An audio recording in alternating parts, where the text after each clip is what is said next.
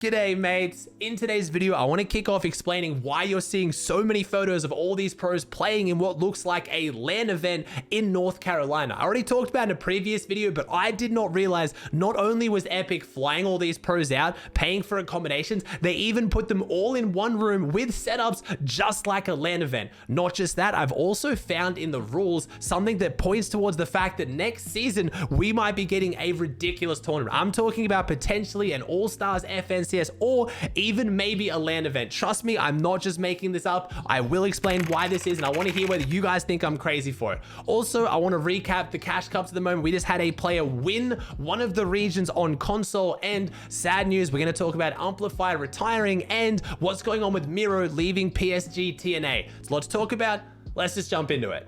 I wanted to kick off today's video talking about what is going on right now with all the pros being flown around the world for what looks like a mini LAN event. I already talked about this in a previous video, but now having seen the photos of the pros at this event, I'm not so sure this isn't some kind of preparation for a LAN event or something so much bigger. If you guys missed it in a previous video, I talked about how a whole bunch of pros in NA are being flown out to Raleigh, I believe you pronounce it, in Northern Carolina, which is where the Epic Games headquarters are, or being flown out to Copenhagen if they're in EU. Now, we have all the NA pros being flown out now, and it is so much bigger than I thought it was going to be. I talked originally how there was pros and people in the community like Calc who were talking about how this is a sign that LAN events are coming back, and I wasn't so convinced. Like, yeah, they're flying a bunch of pros out, but they're probably just flying a few pros out to do some interviews and they'll put it in the broadcast. It is so much bigger. If you've seen any of the photos, you know what I'm talking about. They flew out way more pros than I thought they were going to. They paid for their flights, put them up in a hotel, and they even have them with like a gaming area in the lobby of the hotel with a whole bunch of PCs, a whole bunch of tables, and they were able to stream and play the Cash Cups today.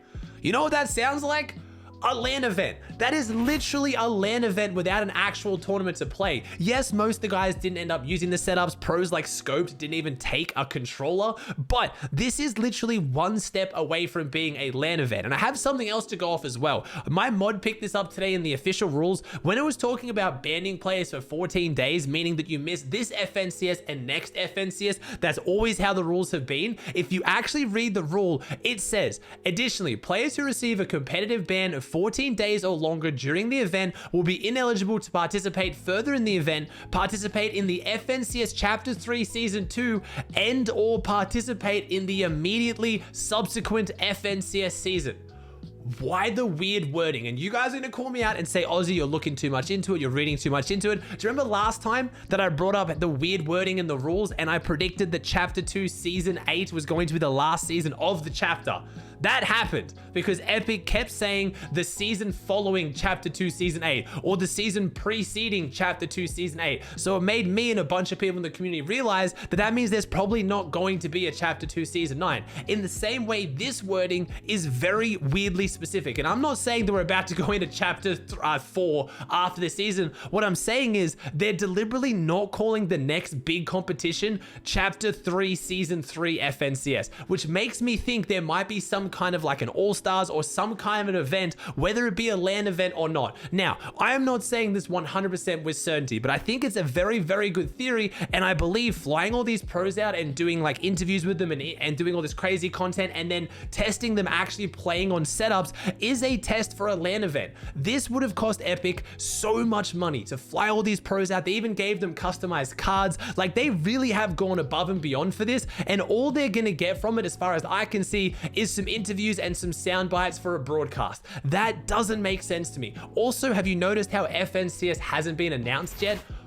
Why? And I know you're gonna say, oh, it's just because it's Epic. Like, that's what Epic does. You know, their communication's terrible, but Epic's communication has gotten really good. And I've already talked about this in a video earlier in the season. They dropped a blog post talking about FNCS and outlining how there will be more ways to qualify, which means there's gonna be more qualifying rounds. Therefore, imagine taking a longer time. So they know how long FNCS is gonna take, and they know when the dates are because this stuff gets planned well and truly in advance to avoid major updates. There's a whole bunch bunch of stuff that goes into it, but they are choosing not to talk about it. I have to imagine it's because hopefully when they announced FNCS, they're going to announce something along with it. They're going to say maybe this is Chapter 3 Season 2, and it's going to be a qualification for an all-star event or something like that. Again, not 100%, but I am quite excited. There's a few things that point towards this, and I wanted to hear your guys' opinion. Do you believe I'm just getting too excited, I'm going too crazy, or do you think there is actually some merit to what I'm talking about? And again, maybe it won't be as crazy as what I think.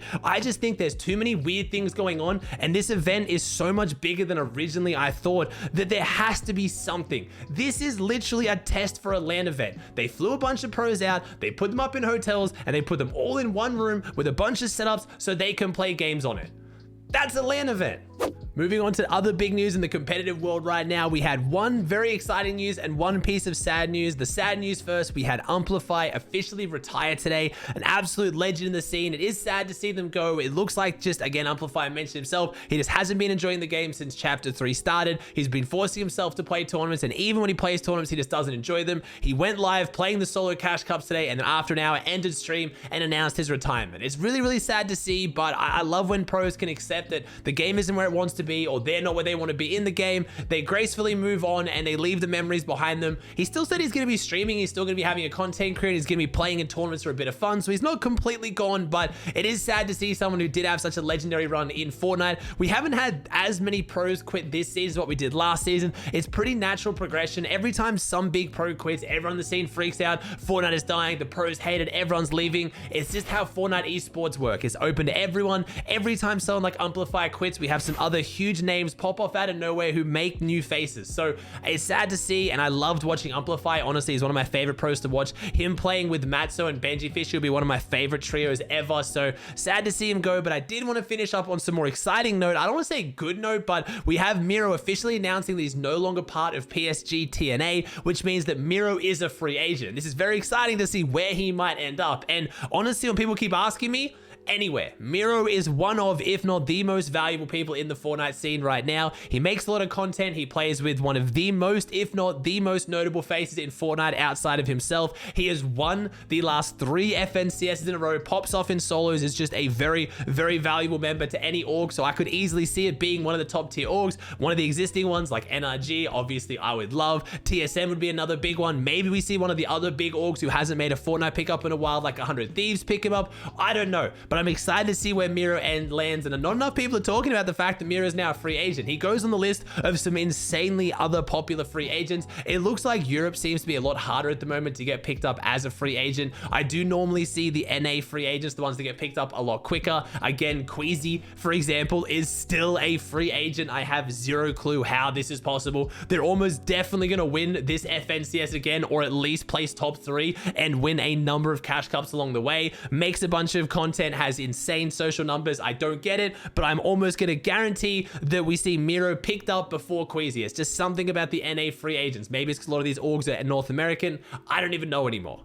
I don't normally talk too much about the open qualifiers from the Cash Cups. I want to run through some of them. Honestly, right now, the leaderboards for solos are stacked. I know you probably heard a whole bunch of pros complaining about the meta, saying it's terrible. The cars are this, the SMGs are terrible, blah, blah, blah, the stuff you're used to hearing. But if you look at the leaderboards, it is some of the best names, and honestly, especially on EU. But watching the games has been, at least for me, really fun. I'm sure it's frustrating being an endgame, being stacked, and having a semi-truck just plow through the endgame, or getting 200-0 jumped in the box. But honestly, I'm really enjoying the solo meta right now. The games are super, super stacked. And look at the EU leaderboard. Just like, look at the top 5, or at least, or even the top 8. You've got Noah Riley, Vidil, Pink, Anas, Peace King LOL, I haven't heard too much about, Thomas HD, Lewis, and then Seti. Like, and if you scroll down the list, these are like the best of the best in EU. And then if you look at NA East and NA West, pretty similar. NA East and NA West, I will say again, because of this LAN event going on right now. Sorry, not LAN event, this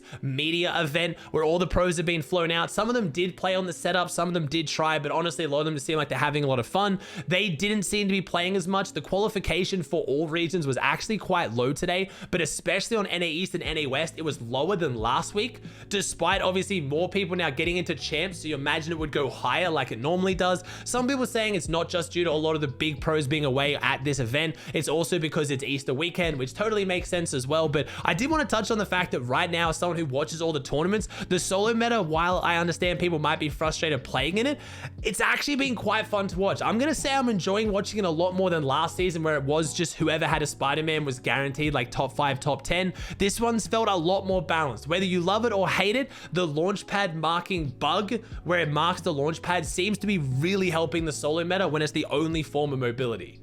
I did want to give a specific shout out to Botify on NA West, because again, I know I've talked about this as well, that in Cash Cups, the console players placing in Cash Cups is starting to become so normal. I'm not shouting it out, not because I don't respect it, but it almost feels patronizing to be like, oh, look, this console player came 20th, when console players are doing really, really well in these Cash Cups right now, but a first place. I've got to call that out. Botify today on NA West got 153 points, 10 matches, 3 wins, coming in first on the region on console. This isn't a console player who's gotten a PC. This is a player on console winning a region. So hats off to Botify. Massive, massive respect for that one.